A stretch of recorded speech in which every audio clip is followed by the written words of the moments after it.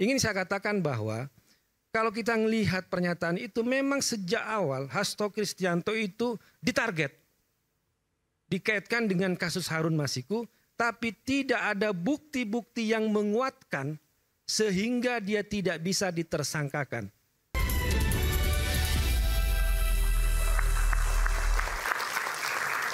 Saya tadi bertanya pada Mas Guntur Romli dalam break. Saya bertanya, Mas Guntur sebenarnya pernah lihat nggak sih apa yang disampaikan oleh Mas Hasto yang dikatakan bom waktu itu? Jawabannya Mas Guntur? Ya, beberapa video saya nonton. Video? Video. Ada lagi? Dan juga dalam video itu ya ada dokumen-dokumen. Dokumen? Disertakan juga. Dan juga bukti-bukti yang lain lah. Video itu maksudnya pengakuan atau CCTV atau apa? Ya nanti kita tonton.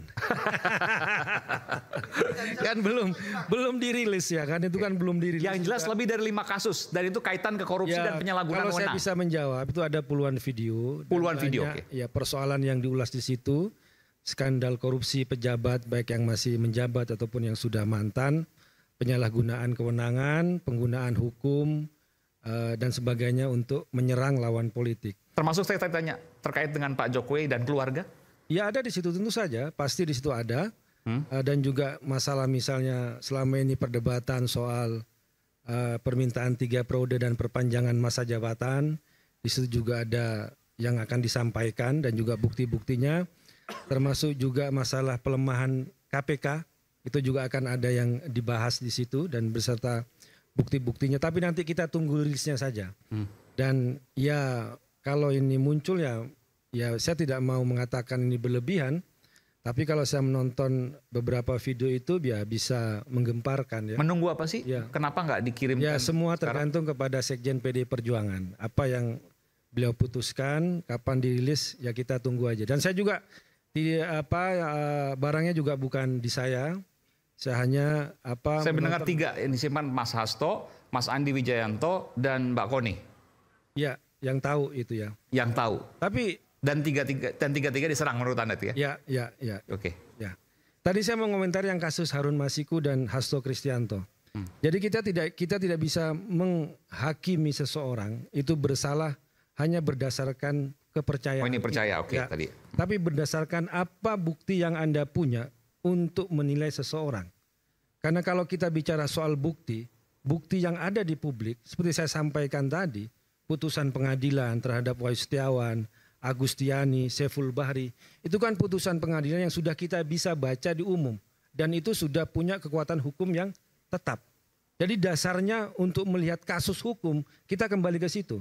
Tapi kalau Anda mau bicara soal spekulasi, asumsi, bahwa ini sejak dulu memang pantas dipersangkakan, Anda juga harus baca yang dibocorkan oleh majalah Tempo ketika ada seorang pimpinan KPK tapi tidak disebutkan namanya yang diorder sejak lama untuk membungkus Hasto Kristianto, untuk mentersangkakan Hasto Kristianto, tapi dia menolak karena bagi dia ingin bekerja berdasarkan apa yang dia profesionalitas dia, bukan berdasarkan orderan. Siapa pimpinan KPK waktu itu? Dia tidak sebutkan namanya di majalah Tempo, tapi pernyataan itu dikutip oleh Tempo. Bukan Firly maksudnya? Ya, saya nggak tahu ya. Siapa kan itu bisa.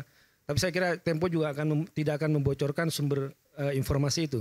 Ingin saya katakan bahwa kalau kita melihat pernyataan itu memang sejak awal Hasto Kristianto itu ditarget. Dikaitkan dengan kasus Harun Masiku, tapi tidak ada bukti-bukti yang menguatkan sehingga dia tidak bisa ditersangkakan. Di mana bukti-buktinya? Ya putusan pengadilan, lihat aja. Kalau memang ada bukti-bukti yang lain, harusnya itu muncul dan bunyi di pengadilan. Dan itu kan nggak ada. Selama ini kan masalah asumsi-asumsi. Makanya saya katakan tadi, kalau kita baca rilis Ketua KPK, bukan lagi persoalan kasus suapnya, tapi sudah bergeser kepada isu politik yang ditersangkakan adalah Hasto Kristianto selaku Sekjen PDI Perjuangan.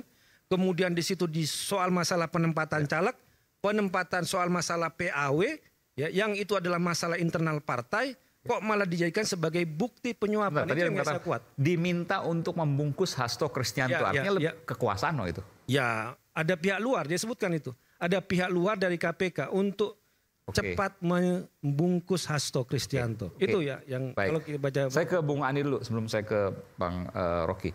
Tadi disebutkan bahwa banyak bukti, ini kaitan ke skandal ya, skandal pejabat banyak bukti, ada video, ada dokumen, dan salah satunya menyebut juga tadi Pak Jokowi dan keluarga, 3 periode dan lain sebagainya, dan mungkin ada yang lain. Anda komentar soal itu? Ya, terima kasih Bang Iman.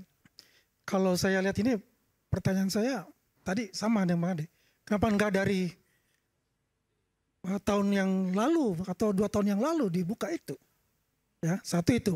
Kedua, kenapa barang bukti itu dibawa ke Rusia? Ada apa dibawa ke Rusia?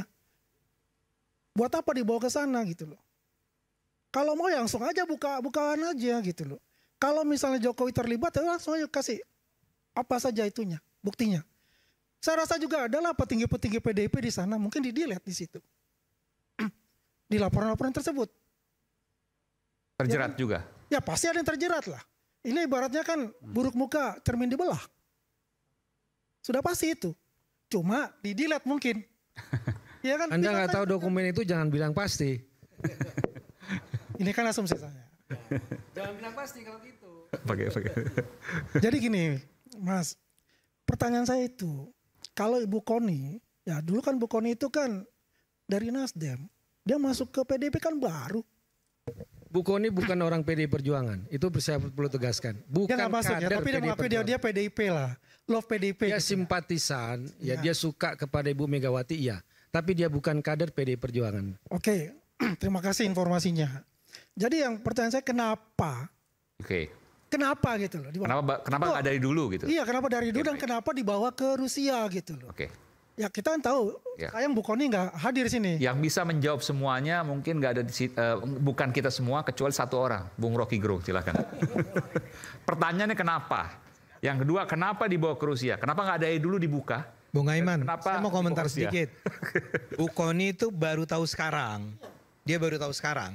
Dia bukan dari dulu udah tahu ini. Iya. Yang membawa, yang bilang udah tahu itu adalah Pak Hasto. Betul. Iya, ya. Ya, Pak Hasto membawa ke Bu Koni di Rusia dengan alasan nih ya, yang disampaikan Bu Koni adalah bahwa karena mereka takut kalau ini dibukanya di Jakarta, nanti ada campur tangan KPK lagi. Karena dalam kasus ketika Pak Hasto pertama kali dipanggil ke KPK, ingat yang asistennya itu digerebek itu loh, bukan digerebek apa, diambil HP-nya. Kusnadi namanya. Dalam Kusnadi ya. Karena itu dia bilang supaya jangan sampai itu terjadi, maka diselamatkan di Rusia. Tapi pertanyaan saya sama. Kenapa nggak dari dulu itu kan? Kenapa nggak dibuka di sini? Kenapa nggak dibuka di sini sekarang? Ade, Dan Bang Ade, ini sayangnya Bu Koni nggak ada ya. Saya pertanyaan saya begini, Bung Koni, Profesor Koni ini adalah anggota Valdai Apa itu? Discussion Club. Valdai Discussion Club Oh iya, di Rusia, di Rusia. ya. Dia kan memberikan input kepada pemerintah Rusia. Yang saya takutkan ini ada rahasia negara yang mungkin juga dia simpan di sana. Bisa saja loh terjadi. Bocor ke Rusia nanti. Bisa bocor ke Rusia. Dan itu bahaya. Bahaya kan? Apa enggak? Pertanyaan saya secara hukum, apakah itu termasuk melanggar hukum dalam undang-undang? Anda kan nggak tahu barangnya, kok menganggap itu rahasia negara. Oke. Bung Rocky silakan, Bung Rocky. Seandainya kita tidak tahu barangnya, boleh nggak kita bikin kesimpulan? Kalau datanya nggak ada, otak kita dituntun untuk tetap membuat kesimpulan. Dasarnya begitu. Coba kita mulai dengan definisi skandal. Apa sih skandal itu? Kata skandal itu cuma ada di wilayah agama dulu tuh. Mempermainkan agama, memutar-mutar ayat itu skandal dulu. Belakangan dia berkembang menjadi tagihan moral. Dasarnya tuh kata skandal pertama. Terakhir masuklah istilah skandal politik. Apa tuh skandal politik? Nggak ada skandal politik. Peristiwa politik diskandalkan iya. Kan begitu cara kita menganalisis tuh. Watergate. Nixon turun karena skandal politik. Bill Clinton tidak jatuh padahal dia ada skandal seksual. Jadi kalau kita bilang apa itu skandal politik adalah sesuatu yang kemudian dipindahkan dari wilayah privat ke wilayah publik. Itu soalnya tuh. Apa itu? Rumor berubah menjadi gosip, gosip berubah menjadi skandal. Rumor kalau dia di wilayah privat ya di atas. Jangan. Saya mau terangin itu karena itu Jangan itu yang mesti menggunakan kata itu. Mohon maaf, Bung Rocky. Saya harus potong. berarti saya mesti edit bahasa ilmu pengetahuan itu.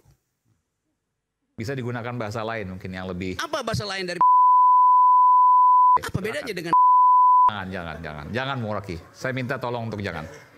Kita sesaat lagi, kita akan kembali saat lagi. Tetap bersama kami di Rakyat Bersuara.